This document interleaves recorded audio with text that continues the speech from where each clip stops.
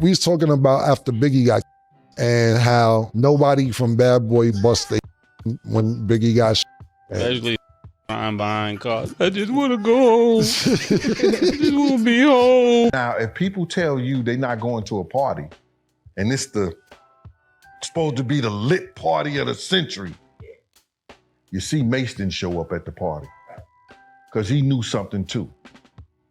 because everybody that he came with there to LA had left. A couple of slick jokes on a podcast suddenly flipped into something nobody saw coming. What started light went dark fast when Mase and Camron brought up one of hip-hop's most painful moments, the night Biggie was killed. That's when Gene Deal jumped in with comments that instantly changed the energy. This wasn't harmless internet chatter or friendly debate anymore. The words landed heavy, and you could feel the mood crack in real time. The culture split down the middle, tension spiked, and it became clear that some chapters in hip-hop history are still wide open wounds. Fans started picking sides, emotions ran hot, and now everyone's watching closely to see where this goes next. Damn.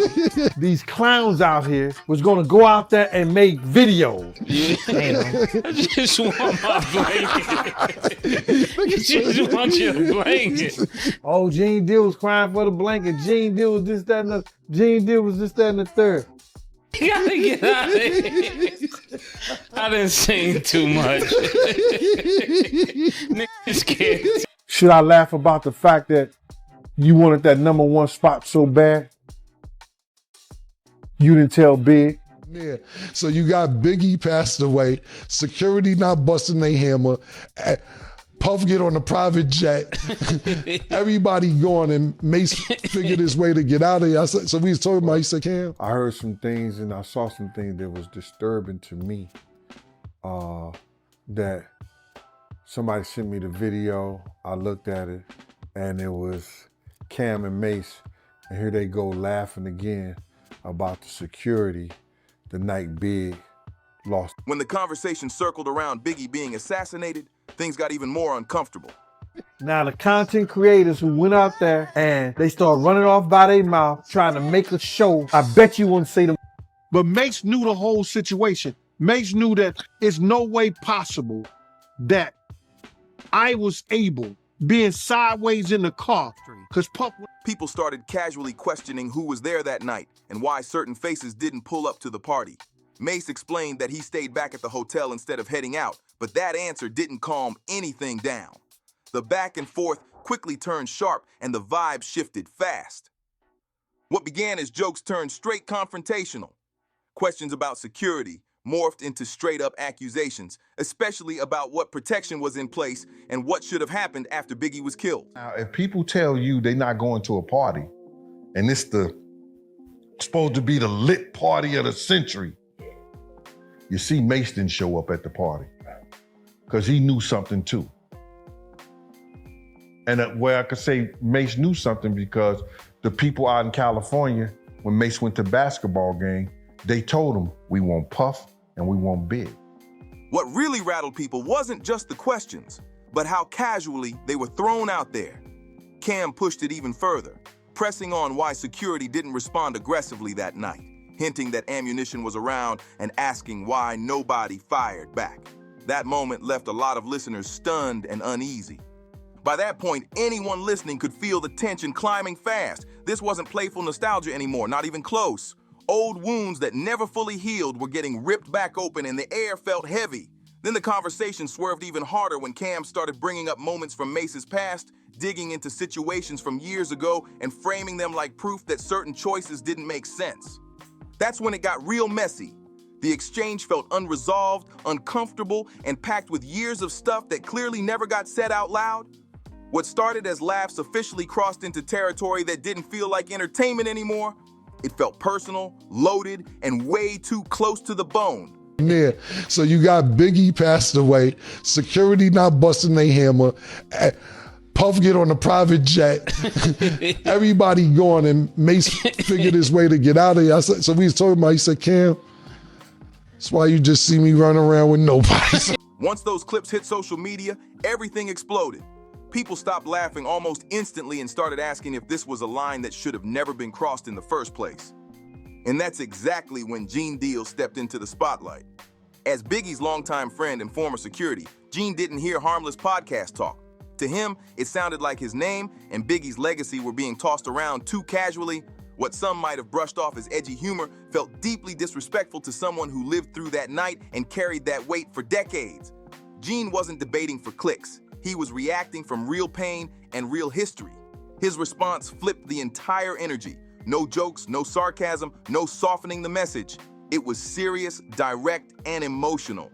Once people heard it, they knew this had moved way past viral clips and trending topics.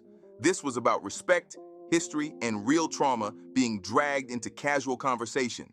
Did you make the right decision leaving rap? I did. Everything now that we see playing out was all the things I escaped. The car, the shine, the loon, Puff Daddy, the Craig Mack, Biggie Smalls. the Biggie Smalls. So even though I made those decisions and it cost me money, that's why I got what and they gave me the money back. At that moment, it became clear this wasn't just jokes or throwback talk anymore. The situation turned into a full-on reckoning, and now everyone's watching to see if this tension cools down or keeps boiling over. The energy suddenly felt off, heavy, and emotional. It was like years of unresolved tension started bubbling up right there in real time. What began as casual podcast talk quickly felt like people tearing open a wound that never fully healed. Mase and Cam were doing what they always do, talking freely, cracking jokes, reminiscing about the past. But this time, the topic wasn't light at all. They started going back to the night the notorious b.i.g was assassinated, questioning who was where and what everyone was doing.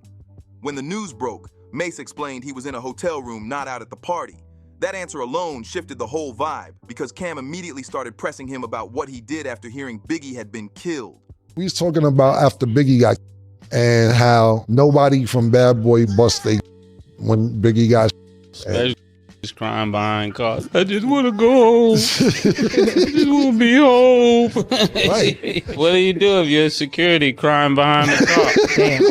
These clowns out here was gonna go out there and make videos. I just want my blanket. As the story kept rolling, Mase described being stuck in his hotel room, saying the hallway was packed with gang members and that leaving didn't feel safe. He explained the tension was so intense that law enforcement eventually had to escort him out. On the surface, it sounded like edgy storytelling, almost like dramatic memory lane talk. But for a lot of listeners, it didn't land that way at all. It came off reckless. The questions felt less like curiosity and more like blame, especially once the conversation turned toward Gene Deal and what he supposedly should have done that night. That's when people really started side-eyeing the whole exchange. And this is the part that really matters. Gene Deal isn't just some name from old headlines or dusty interviews. He was Biggie's close friend and longtime security. He lived through that night. He survived it, and he's carried that weight for decades. Not as content, not as debate, but as real-life trauma that doesn't fade. So when Gene heard people casually circling that moment and tossing out assumptions, he didn't hear jokes at all. What hit his ears sounded like straight disrespect. What others treated like content and chatter felt like someone playing with real pain he's lived with for years. Gene didn't hesitate to respond. He made it clear that people talking reckless for views, laughs, and clicks don't get a free pass. In his eyes, words have weight, especially when they touch real lives and real loss. He called out the idea of grown men speculating about bad boy security and replaying traumatic moments like it was entertainment. Almost instantly, things spiraled online. His name started getting twisted, people mocked him, and false narratives spread fast, throwing even more fuel into an already heated situation. That only made everything worse. For the blanket, Gene Deal was this, that, and the Gene Deal was this, that, and the third. You gotta get out of here. I didn't sing too much. Can't tell me nothing. Now the content creators who went out there and they start running off by their mouth trying to make a show, I bet you wouldn't see them clowns doing that. That's why when they be talking tough, I said, man, just say it. Then Gene took it one step further, and this is where the entire mood flipped. He made it known loud and clear that playing loose with his name wasn't something he would ever ignore. His message wasn't flashy or jokey, but it was intense. He reminded everyone that he personally warned Biggie that going out that night was dangerous, that lives were at risk, and that some moments aren't meant to be joked about years later. That's when the laughter stopped cold. Because at that point, this wasn't about podcast clips or viral moments anymore. It turned into real-life consequences, real trauma, and a line that once crossed can't be erased. Everyone watching could feel that shift instantly. Once those clips started spreading everywhere, it didn't take long for Gene Deal to get pulled deeper into the conversation. People were tagging him nonstop, sending messages, waiting on his response, and when it came, it was obvious immediately. This wasn't something he was going to laugh off. No jokes, no sarcasm, just pure intensity. Gene made it clear that his name, and especially Biggie's name, were never meant to be played with, especially tied to a night that changed his life forever. What really stood out was how calm yet heavy Gene's response felt. He wasn't yelling, wasn't chasing clout, and definitely wasn't trying to go viral himself. Instead, he spoke with that solid certainty that only comes from someone who actually lived through what everyone else was debating from the outside. Gene addressed Mase directly, making it clear that if people are going to speak on something publicly, they better stand on every word.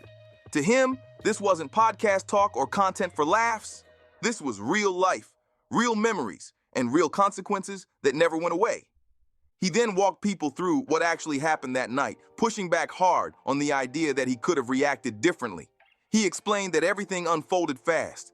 The car had already crossed the light, and the moment the first shots rang out, the driver hit the gas immediately.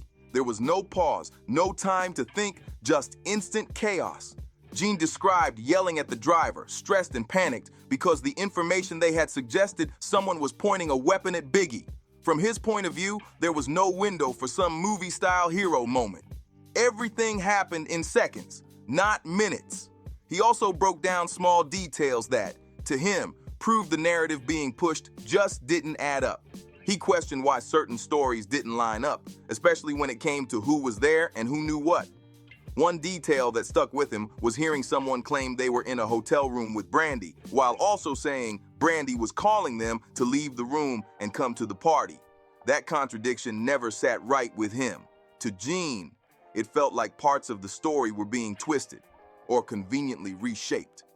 Gene went even deeper, explaining the physical reality inside the car that night. He described how Puff's seat was pushed back, forcing him into an awkward position. When everything popped off, it all happened at once. Puff ducked, Gene moved to react, and the car sped away in pure survival mode. But Mase knew the whole situation. Mase knew that it's no way possible that I was able, being sideways in the car, because Puff, when I got in the car, Puff had put his seat back. Now I'm sideways in the car like this, and I'm cussing him out like, yo, man, what the f is you doing? Why you got your seat back like this? We hear this, bow. Puff put his head down. I go to open the door. So he knew the whole story. In that moment, there was no clean angle, no clear target, and definitely no chance to fire back the way people casually suggest years later. Those kinds of questions completely ignored how fast and chaotic everything really was. It wasn't a movie scene, it was confusion, panic, and survival happening all at once. What I supposed to do? Put my when it just starts like this? When the car had already turned the corner? It came out of parking space. So he knew the story, bruh. He was trying to just divert the attention of, well, why security? So ask security. Ask big security. Ask Paul. Ask the LA police. The LAPD officer that was right there. They was right behind. Paul was outside the car. Why didn't they?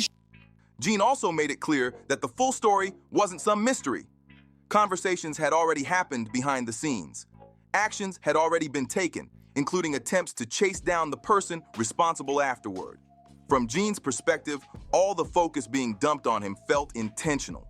He questioned why certain warnings weren't shared directly with Biggie, and why accountability seemed to skip over other key people involved that night. It was disturbing with me because I was there and I know exactly what happened. Now, the reason I'm speaking on this and you allow me to speak on this on your platform is that because when people hear something about bad boy security, especially in the 90s and the early 2000s, it was either Big Gene, Wolf, Paul. They had people that was behind the scenes, but the people out front was Big Gene, Wolf, and Paul. Myself, Wolf, and Paul. So when Mase and Cam are telling these stories of what happened, they are leaving. Toward the end of his message, Gene reflected on his age and mindset back then. He didn't pretend he was perfect. He admitted he was young and reckless at the time. But what he flat out refused to accept was the idea that he wouldn't protect the people he worked for. That part hit hard. He made it clear that if the situation had truly called for it, there would have been no hesitation. He emphasized that he never played the role halfway. He wasn't someone who took that responsibility lightly, and he wasn't afraid to put his own life on the line when it mattered. That statement alone shifted everything, because in that moment, this stopped being about podcast jokes or viral clips. It became painfully obvious that real trauma was being dragged back into the spotlight. Once Gene laid everything out, the entire conversation snapped from entertainment to reality in seconds. 3, and speaking of Mase, played a big part in the whole situation. So, because Mase want to laugh and lie about the situation, let's get into it, bro. I want to get into this. I want to tell you that Mase had a duty and an obligation to his label mate, the notorious b.i.g, Christopher Latour Wallace. Mase had a duty. What really unsettled people wasn't just what Gene said, but how he said it. There was no clout chasing, no flashy delivery, no attempt to turn pain into content. Just raw honesty, heavy truth, and the kind of calm intensity that comes from someone who's lived with this for decades. It sounded like someone who felt genuinely disrespected, someone who had finally hit their limit. Gene made it clear that joking recklessly about real trauma doesn't stay trapped on the internet. It spills into real life, creates real tension, and that's the exact moment many viewers realized this situation had stepped way past entertainment. This wasn't about laughs anymore. It became about honor, pain, and boundaries that should never be crossed. Cam, known for his confidence and sharp tongue, hasn't fully responded to Gene's warning yet. But fans already know how Cam usually moves. He's never been quick to back down or stay quiet for long. Even so, this one feels different. This isn't a rap battle or a playful back and forth roast on social media. This is tied to history, loss, and a crime that still has unanswered questions hanging over it. That makes every word heavier and every response more dangerous than usual. And just like that, the hip-hop community split almost instantly. Some people called out the culture of chasing viral moments, saying too many voices say wild things just to grab attention. Others defended Mase and Cam, arguing they were doing what they've always done, talking freely on the mic without meaning real harm. But here's the problem. Intent doesn't erase impact. Once that line was crossed, things got messy fast. What really poured gasoline on the fire was how quickly the clip spread. TikTok, Instagram, X, everywhere you looked. 1 second people were laughing. The next second, they were watching Gene's warning play back to back with the jokes, and the mood flipped instantly. That contrast made a lot of viewers uncomfortable. Laughs turned into silence. Entertainment turned into tension.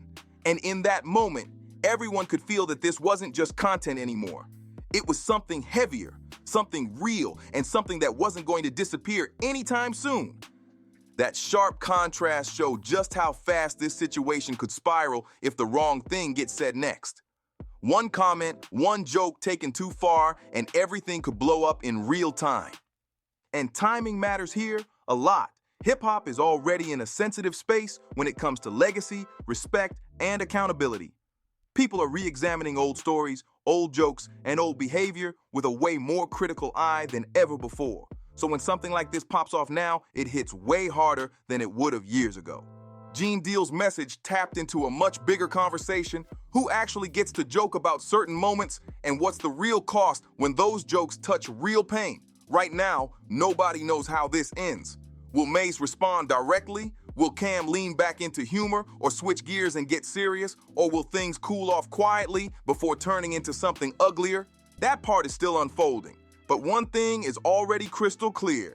Gene Deal made it known he's not the one to play with, especially when Biggie's name is involved. This situation is a reminder that hip-hop history isn't just stories or sound bites. It's real lives, real loss, and real scars that don't fade. And when those scars get poked for laughs, someone is bound to react. The internet might love drama, but this one feels like it crossed from viral moment into dangerous territory. So now the real question is this: did this conversation go too far, or was Gene right to draw a hard line? Should moments like this in hip-hop history ever be joked about, or are some topics off limits forever? And how do you think Mase and Cam should respond next? Drop your thoughts in the comments because we really want to hear your take. If this breakdown hit for you, make sure to like, subscribe, share, and turn on notifications.